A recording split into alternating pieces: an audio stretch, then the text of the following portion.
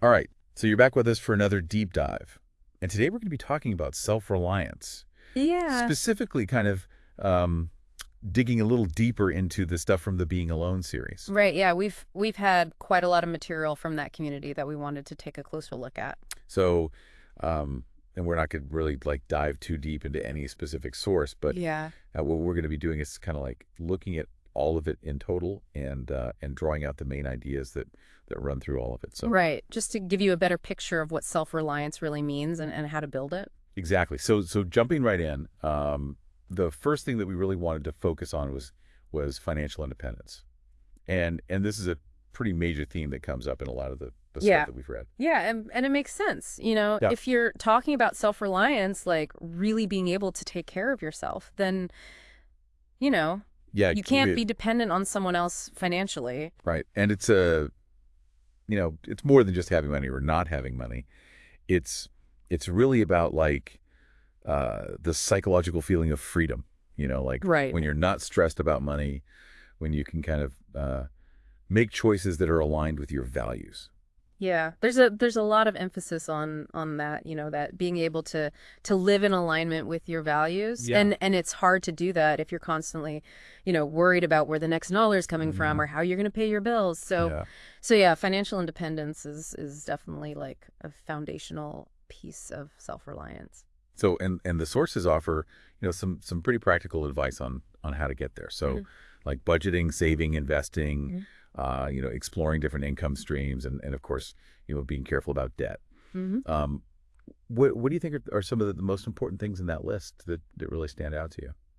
Well, I think it's interesting that a lot of the material really focuses on being mindful about spending, like really understanding where your money is going and making conscious choices about what you're spending it on. Right. And that's something that I think a lot of people could benefit from, even if they're not, specifically trying to become financially independent. Just having that awareness of where your money goes can be really empowering. Right. And then the other thing that I think is really important is the idea of diversifying your income streams. Not just relying on one source of income, but having multiple streams coming in so that if one dries up, Right. you're not completely left high and dry. Yeah, that's actually a theme that we've talked about in other deep dives too, that the idea of redundancy, Yeah. having backups. Right.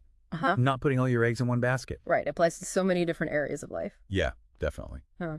Okay, so moving on to another aspect of building self-reliance that came up a lot in the material was this idea of celebrating achievements. Yes. So, I mean, this sounds kind of obvious, right? But it's so easy to get caught up in, the challenges, the things we're Mhm. struggling with, that we forget to actually acknowledge and celebrate our wins. Yeah, I think that's really true. We're often so focused on what we haven't achieved yet that we don't take the time to appreciate how far we've come. Right. And celebrating achievements doesn't have to be, a big thing. It can be just small things, Yeah. like you finally cleaned out that closet that you've been meaning to clean out for months, or Yeah. you finally finished that project that you've been procrastinating on, or anything that you've been working towards and you finally achieved it. Take a moment to celebrate that. Yeah. And a lot of the stuff that we've been reading really emphasizes that this isn't just about like feeling good. It's about, actually reinforcing that sense of self-efficacy. Like you're proving to yourself that you're capable of Right. achieving things. Yeah, it's about building momentum, Each achievement gives you that little boost of confidence and motivation to keep going and to tackle the next challenge. Yeah. What about you? I mean, do you have any like personal practices or things that you do to celebrate your achievements? I try to keep a little journal where I just jot down, things that I'm proud of or things that I've accomplished. And it Mhm. doesn't have to be anything, earth-shattering. It could be just like, oh, I finally got around to fixing that leaky faucet. Right. But it's just a way of kind of, like you said, acknowledging those wins and kind of giving myself a little pat on the back. Yeah, that's great. And then sometimes I'll treat myself to something nice, like a nice meal or a massage or, something that feels like a reward, Yeah.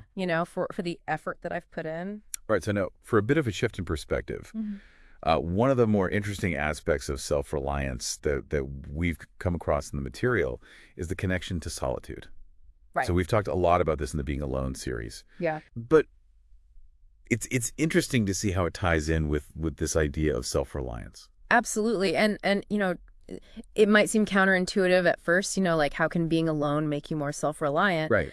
But when you look at the examples of, these incredible figures who have achieved so much, in their lives, it's clear that solitude played a really important role. Yeah. So for example, we've got, Henry David Thoreau going off to Walden Pond to live simply and rely on himself. Right. And then you've got someone like Nikola Tesla, who did a lot of his most innovative work in solitude. Yeah. And just completely focused on his inventions. Mm-hmm. And it seems like this kind of solitary focus really helped him to develop his problem-solving abilities. Yeah, and it wasn't just, scientists and inventors who benefited from solitude. Right. You've got Emily Dickinson, whose incredible poetry was really fueled by her reclusive life, Yeah. and Mahatma Gandhi, who used silent retreats to build emotional resilience and really gain clarity on his purpose. And these are just a few examples. There are countless others of people who have used solitude to strengthen their inner resources and to become more self-reliant. Yeah. So just to name a few more, Mm-hmm. There's J.D. Salinger, who found creative focus in seclusion. John Muir, who drew inspiration for his conservation work from his time alone in nature. Mm. And even David Bowie, whose iconic Berlin trilogy came from a period of relative isolation. Right. So it's really fascinating to see how this theme of solitude keeps popping up in such diverse contexts. Yeah, and it's important to emphasize, that it's not about being a hermit or isolating yourself from the world. Right. It's about being comfortable being alone with yourself and using that time to reflect, to recharge, and to connect with your inner strength. Exactly. And, speaking of connecting with inner strength, one of the most powerful examples of this that came up in our research was the story of Jesus Christ's 40 days in the wilderness. This was a period of intense solitude, fasting, and prayer that allowed him to strengthen his spiritual resolve and to really solidify his reliance on his own inner strength and his purpose. Yeah, and this idea of solitude as a way of strengthening your resolve rather than retreating from the world. Right. That really comes through in a lot of the stuff that we've been reading. Yeah, absolutely. So to bring it all back to, the listener, what we're really trying to highlight here is that self-reliance is not about becoming a lone wolf or cutting yourself off from everyone. Right. It's about developing that inner core of strength and resourcefulness so that you can thrive in any circumstance. Exactly. It's about building that inner capacity. Right. So that you're not dependent on external factors for your happiness or your well-being. Yeah. So just to recap what we've covered today, we talked about how financial independence can give you that sense of freedom to live in alignment with your values, how celebrating achievements can build momentum and reinforce your sense of self-efficacy, and how even in solitude, you can cultivate that profound self-reliance that we've been exploring in the Being Alone series. Right. And so to leave you with a final thought, I think it's worth considering how you might be able to incorporate even small moments of solitude into your own life. Mm-hmm.